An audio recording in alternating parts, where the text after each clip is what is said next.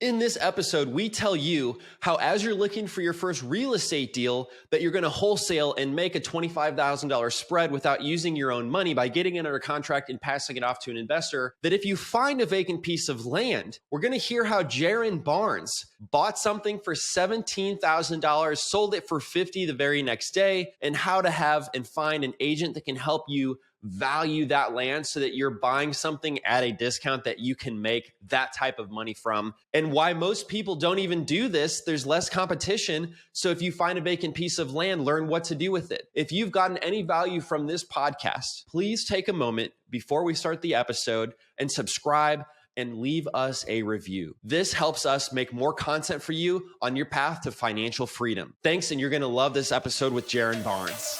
The DealMachine REI Podcast. Everything you need to know to get started in real estate investing.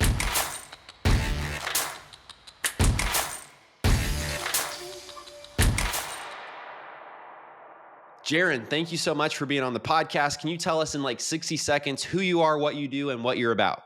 Yeah, man. So I am honored to be here. Thanks for having me. I am the lead educator at the Land Maverick Society, which is a coaching, training hub of awesome land investors.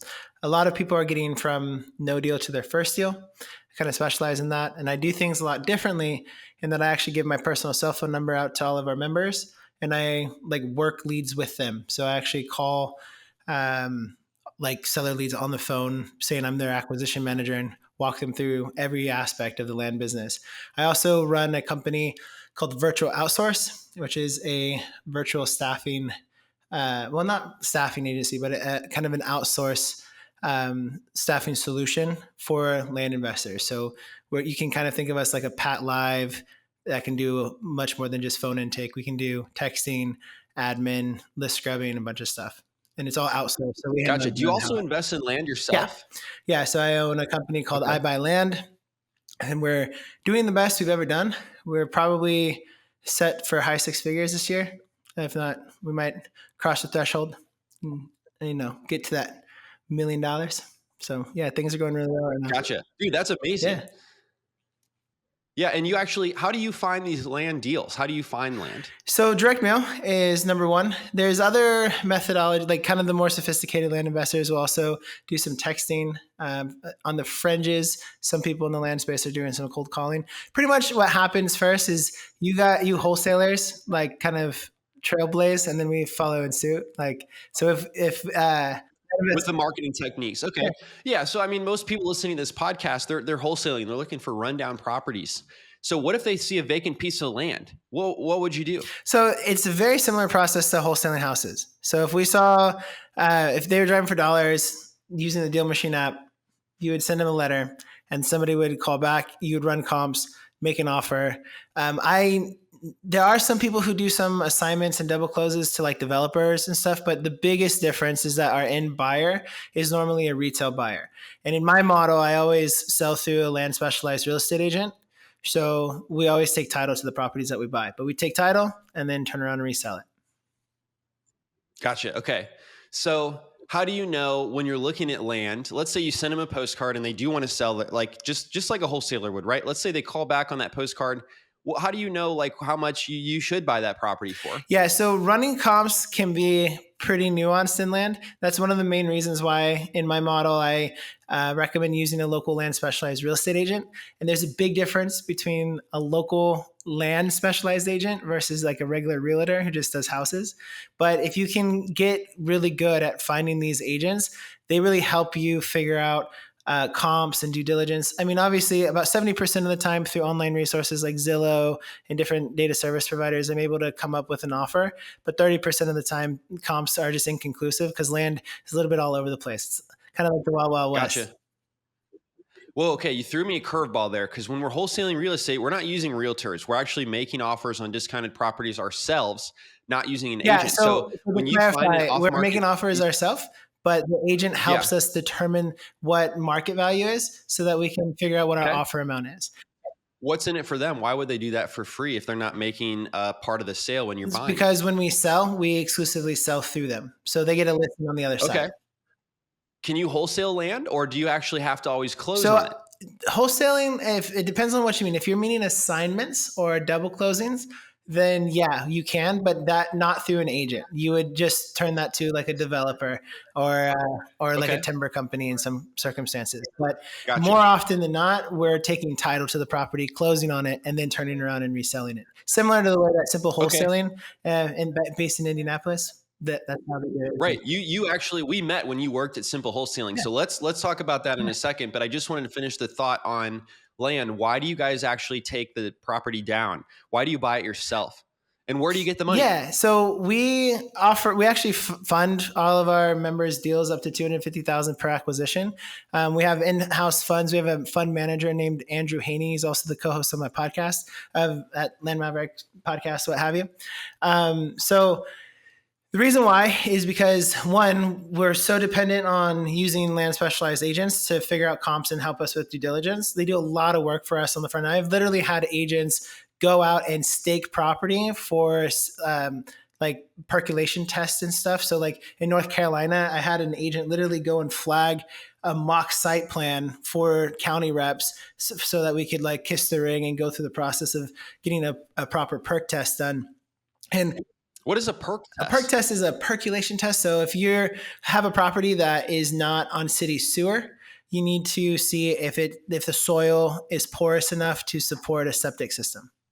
And so, Okay. that's kind of the process. And so that obviously comes in and into the value of the land, right? Because you can't build on it, can't put a septic system on it. It might be worth less. Exactly. Yep. Substantially less. It would kill the deal. Wow, things I didn't know about buying land. Love it. Cool. And so, all right, I think that was pretty exciting about land. Can you tell me about Simple Wholesaling? What did you do there when you worked at Simple Wholesaling? Because I know them because I used to live in Indianapolis and they were one of the biggest wholesalers. They do like 300 wholesale deals per year. What did you do I there? was the head of dispositions. So I was the disposition manager. So my job was. So that's like a fancy word for like just selling the property, right? They've got it under contract and now it's your job to sell it for as much as possible to an investor so that you guys can make a spread. Without, actually buying it, flipping it yourself, but you're still making that spread, which is what most people are trying to do listening to this podcast. Yeah, and at Simple Wholesaling, we actually took title too. So the model was very similar. So occasionally we would have sold. You guys would double close. No, right? we would take title, close, and then turn around and resell it. Similar. Yeah, Okay. and so it's very similar to the way that I do the land business. I think the reason why Brett would do that is we would also put our properties on the MLS locally. So like that was. Okay, so he tried to sell it on the MLS, and in you multiple can't really ways. do that if you're. So but again, we would take title. So we would own the property, close on it, and then turn around and resell it. Mhm. Yeah. Gotcha. Mm-hmm. Cool. Okay, and again, why did they do that instead of wholesaling with an assignment fee? Because there's a lot more control that you have. Like on paper with assignments, I like the least because you have to disclose how much money you're making to the end buyer. Double closings kind of makes it more kind of private, and there's kind of, depending on the title company, if the end buyer can have the funds, or if you can use the funds of the end buyer to finance the front end transaction between you and the seller. That's a really cool way to do it. Or if you use a transactional funder, that's a cool way to do it. But when you take title, the main issue is, the working capital. But if you can solve that, you have full control over the property. If I want to subdivide, or talking like Simple Wholesaling, if he wanted to flip a house as kind of an alternative exit strategy, or there was some improvement we could do on it to maximize profits, that gives us that flexibility to do it. Did they start that way, or was that something they added to their process once they started doing hundreds of deals per year? No, so that was Brett's dominant strategy. So how he even got started in wholesaling houses is he bought a property on Craigslist for cash, and then it's like, well, what do I do with it? I guess I'll turn around and resell it. I think he bought it for 9 and sold it for 15 or something. And so that was always his methodology of doing it. He used a lot of personal funds, but then would also use backup funders. And that's similar model to what we do in land. Gotcha. Well, let's switch over to being the dispositions manager now. Like, what was the best deal that you ever dispossessed? Is that how you would say it? Man, I don't even remember. I could tell you more sexier land stories because those are more prominent in my mind. But I think there was one deal there was a deal in Carmel, I think, that came from a mailer, and we bought it, I think, somewhere for 30 to 50 range, and it sold, I think, for 6 figures. So that one was one that was interesting. And that's big. That's a big spread for Indianapolis, where the average home price is quite lower compared to the rest of the country. Yeah, but most of the time, I think on average they were making about like 6,500 per deal. Running on much smaller That seems profit about margins right than for land. Mm-hmm. Well, okay, let's go to your best land deal. Why don't you tell us that? Best land deal. We just had I don't know. I have a couple that come to mind. One of them, that's fun, is I had a property in Charlotte County, Florida, that it was in a scrub jay territory. And in Florida, that's something like local due diligence you have to worry about, because it's an endangered species of bird there. And so you have to pay some obscure nonprofit like 70 grand to develop those types of properties. And I saw when the market was just heating up a few years back, I saw comps for around maybe 35,000, but I was very concerned because a lot of the times when you have that type of, additional cost, you can't get the deal done. You can't get it sold. So I talked to a local agent, and there was an influx of people moving. There still is, but at the time it was kind of the beginning of the huge exodus of California to people to Florida. And so there were tons of people that were bringing California money, and I called the local agent. So I'm thinking maybe in my head we could list it around 35. My agent said, I just sold 2 scrub jay lots right next to yours for 62,900. I would suggest you list at that if you want to fire sell it. We sold it a month later for 56,000.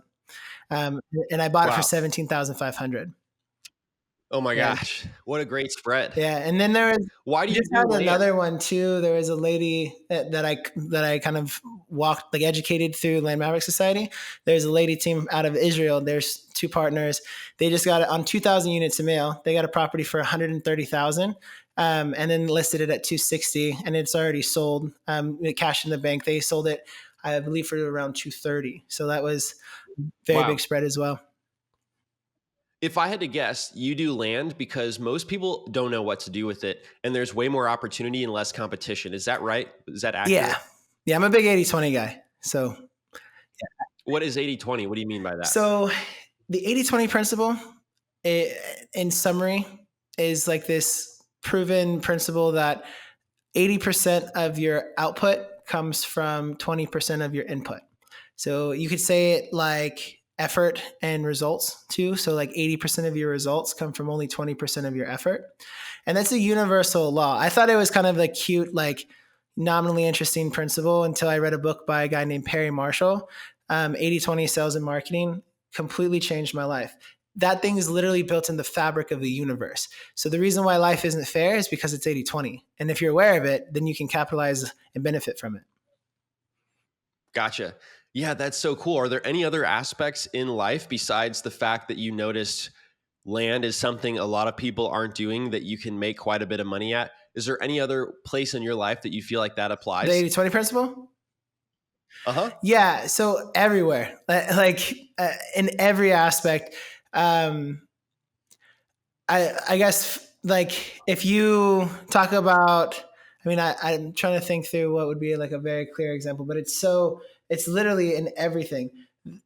Wherever you are spending the majority of your effort on minimal, how do I phrase this? Like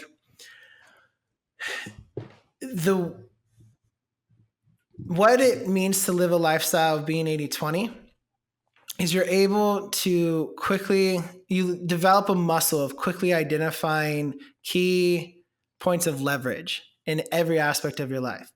I would rather, I'm drawing a blank on good examples here, but when it comes to diet, for example, I'm looking at this diet by a guy named Alex Hormozi, and the way that he does it, he tracks, instead of like freaking out and geeking out about calories and, being vegan or paleo or whatever the heck and going all crazy. He's like, I eat 200 grams of protein before lunch every day.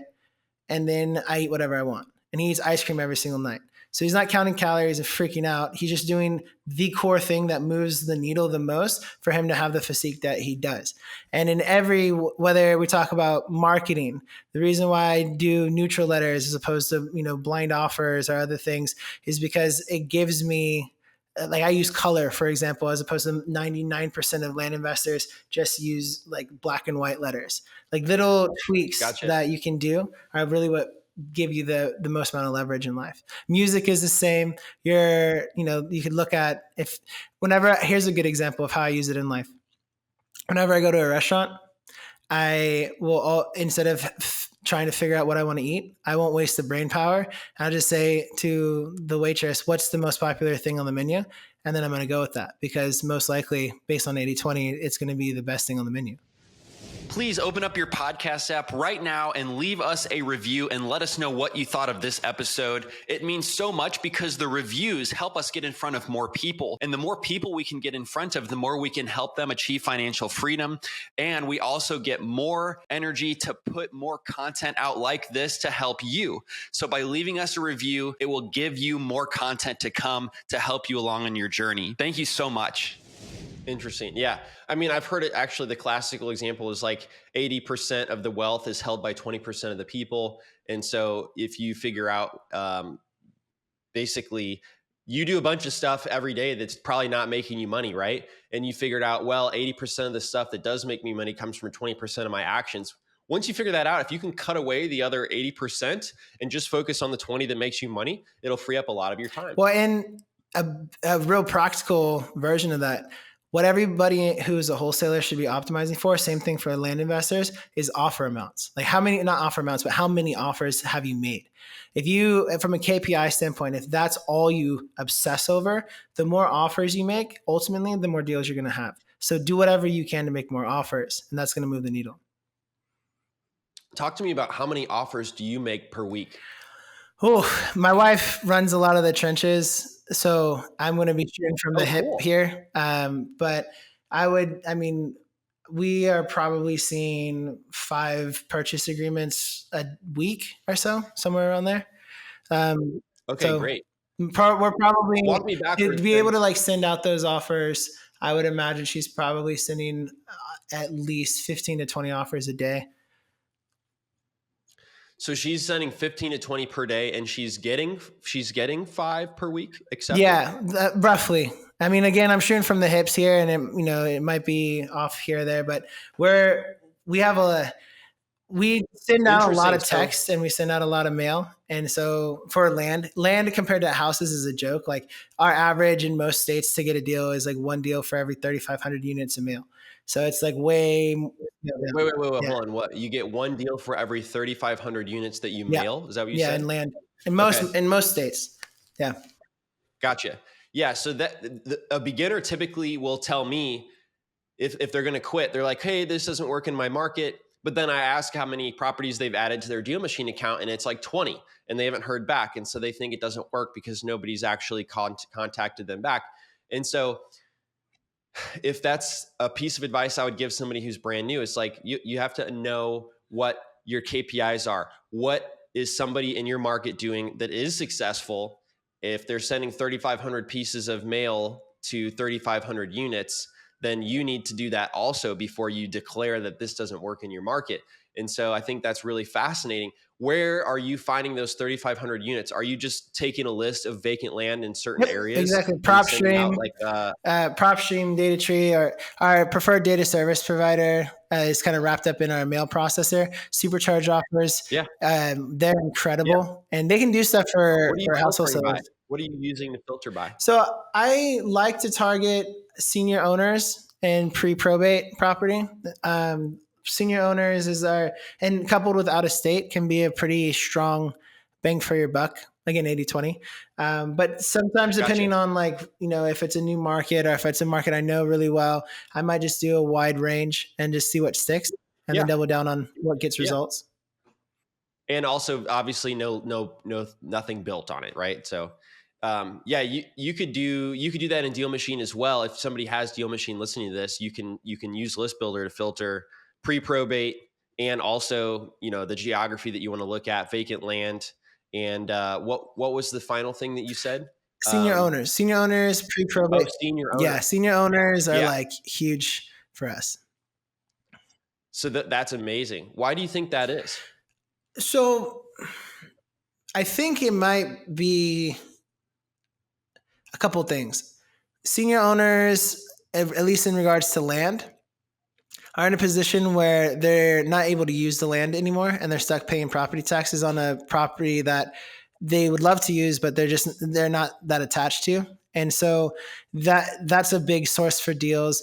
Another piece too, senior owners, I think, respond to letters more than younger generations. So I think I might see that being a bit skewed, to be honest, because the bulk of what we do is direct mail. But on our texting, I would be curious to see if we have a younger demographic that responds.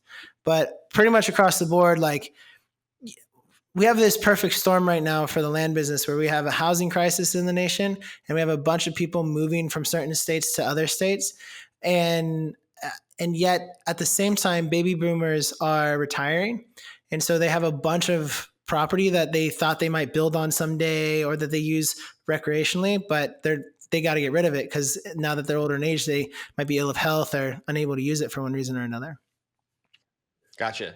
So that makes sense. And I think senior owners are a great thing to target for homes as well, not just vacant land. Yeah, I agree. So Jaren, what was your life like before you actually, went on your own and started doing real estate investing on your own? What were you doing maybe even before simple wholesaling? Yeah. So my journey is kind of funny, man. I got started doing like a bunch of nonprofit stuff. I quit university. I went to my freshman year, and then I skip this. I'm going to go pursue my passion. And I was a superintendent of a homeless shelter where I was telling 40-year-olds at 19, wow. I was telling 40-year-olds to go brush their teeth and make their bed. It's super weird. And then from there, I met my wife, and I found out that I got married really young, and I found out that there's this pesky thing in life called bills and I needed to figure it out. So I, from there, read a book called The Millionaire Messenger by Brendan Bouchard that really opened my eyes to the whole world of entrepreneurship. And then I started The Millionaire Messenger. Yeah, it changed. That was the catalyst. Most people, a lot of this for real estate investors, it's Rich Dad, Poor Dad. But for me, it was The Millionaire Messenger. And I had some friends that I was close to in the Bay Area that were starting to pursue business. And I actually got a job as an insurance guy for a month. I convinced this guy to hire me without a college degree. And then I went and quit on him a month and a half in because my friends decided to buy into a real estate program at the time for flipping houses. And it didn't really work for him. The strategies would work for other states, but not for cutthroat Bay Area. But long and the short of it, I quit my job and went door knocking, pre-foreclosures in the San Francisco Bay Area. And then while I was doing that, I started a little blog to track my journey, and I wrote an article about bigger pockets. And this was back in the day. This is 2013, 2014. So they weren't what they are today. It was just literally Brandon Turner and Josh Dorkin. And one thing led to another. They came to do a presentation for Google, and I connected them to the guy that runs the Bigger Pockets meetups.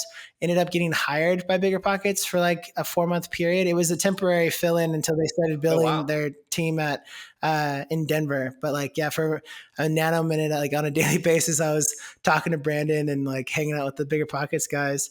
And then from there, I moved from California to Indianapolis. And I thought I had to make a call between content versus being in real estate. And I chose real estate. I got my license, and then I got connected to Brett Snodgrass and went to work for him, and then ended up being hired for doing content stuff. So I ran podcasts, and I was the co-host, and yeah, it's kind of crazy. And then from there, because I didn't want to actually be in competition to Brett, but I wanted to use my skills as a wholesaler, I decided to start doing the land business. First off, started partnering with Brett, and then when my time finished at Simple Wholesaling, I ventured out onto my own. And then worked for Ari Tipper. Amazing. And stuff. Yeah. Yeah. So you went from telling 40-year-olds to brush their teeth to being able to pay your bills with your new wife. Yeah, exactly. Sounds like you've really changed your life. Yeah, man. Real estate's amazing. Yeah. God bless America.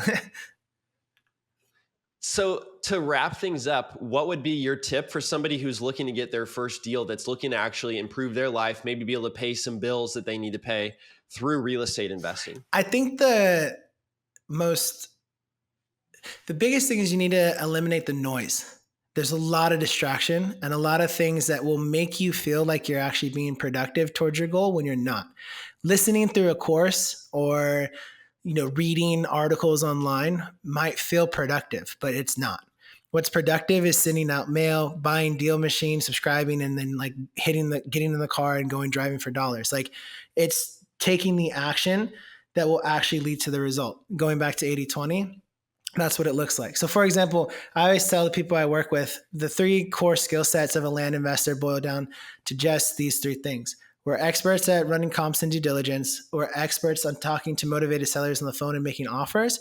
And we're experts at finding, vetting, and managing land specialized agents.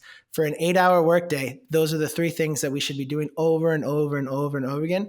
Everything else is a distraction and noise and should be outsourced or automated. So if you really want to get to a deal, get rid of all the distraction and figure out the core thing that's going to actually get to you getting that result. I love it. Producing revenue generating activity, focusing on revenue generating activity, not getting distracted by those things that aren't going to get you there to that next dollar that you can put in your bank account. Yep.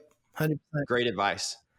Well, Jaren, where can people actually find you? Land Mavericks podcast. Check that out for sure. Yeah, landmavericks.com. And there's going to be something that I will send you at a later date. I got to get the URL set up, but I'm going to give people just a little freebie audio download. What's the freebie? I love that. Yeah, What's so it's going to be an audio recording of what it looks like to canvas for a brand new localized land agent, because that's kind of a nuanced skill. And so it's a recording of me and an agent. And if anybody found it, will find that helpful, I will have a link for them in your show notes. But landmavericks.com, also virtualoutsource.io if you're looking for good real estate virtual outsourcing. Again, we're not staffing. We pretty much handle all the hiring, firing, training, all that stuff in-house. So you don't have to. You just tell us what you need done and then we get it done for you.